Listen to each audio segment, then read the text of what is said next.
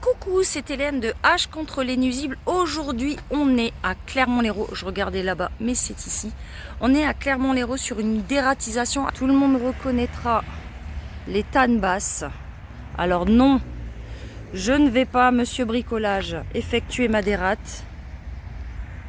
Mais effectivement, la zone, suite à de nombreux travaux.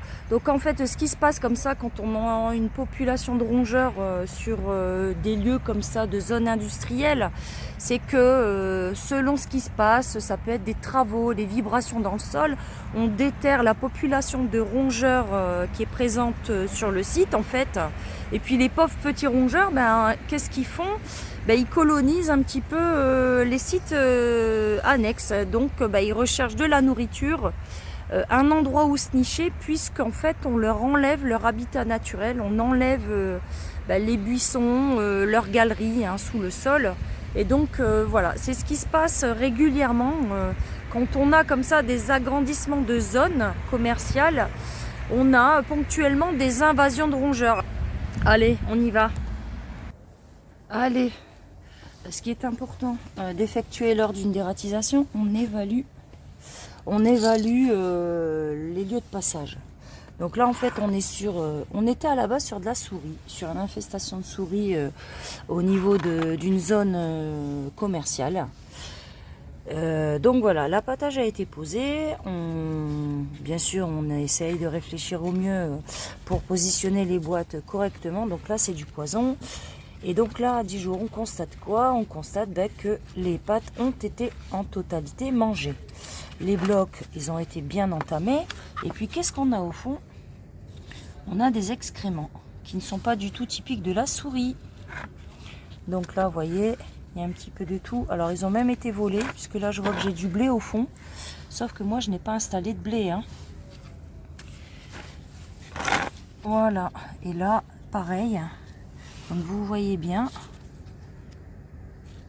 des petites striures, là, typiques du grignotage. Et puis, les pâtes, elles ont été consommées. Donc, celle-là à moitié. Celle-là, pas du tout. Aussi légèrement, là. Pardon. Légèrement ici. Donc là, la population de souris sur le secteur où j'ai posé la boîte n'était pas importante. Et ici, ici, il y a eu du vol. Parce que j'avais mis 3 sachets. Donc on en a un qui est complètement vide. L'autre qui a été bien entamé. Et puis le troisième a disparu. Donc là, la souris, c'est assez rare qu'elle fasse ce genre de choses. Donc potentiellement, c'est du rat.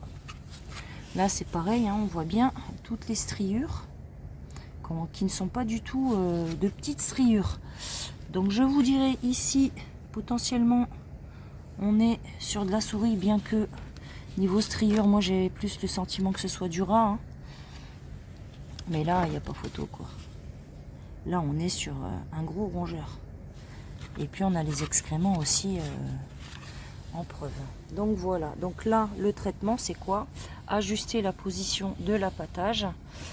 Puis je me suis fait un peu avoir, donc j'interviens donc sur ce, et puis on me dit c'est de la souris, c'est de la souris. Donc moi j'ai posé mes petits pièges comme ça avec de l'appât. Donc j'avais 2 pièges comme ça. Et puis l'un des pièges a été déclenché, l'appât était au milieu et l'appât a été complètement volé. Donc là je le sais. Ce n'est pas du tout du mulot ou de la souris, c'est du rat. Donc le rat hyper intelligent, il a réussi à déclencher, je vous montre, il a réussi à déclencher le... Donc ça c'est un piège souris, c'est pas un piège rat. Et il a réussi, je n'arrive pas à le déclencher pour passer. Hey, hey!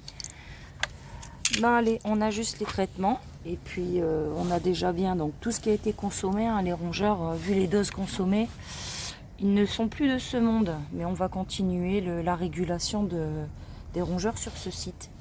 Allez, prenez soin de vous. Ciao, ciao. Appelez Hélène de H contre les nuisibles.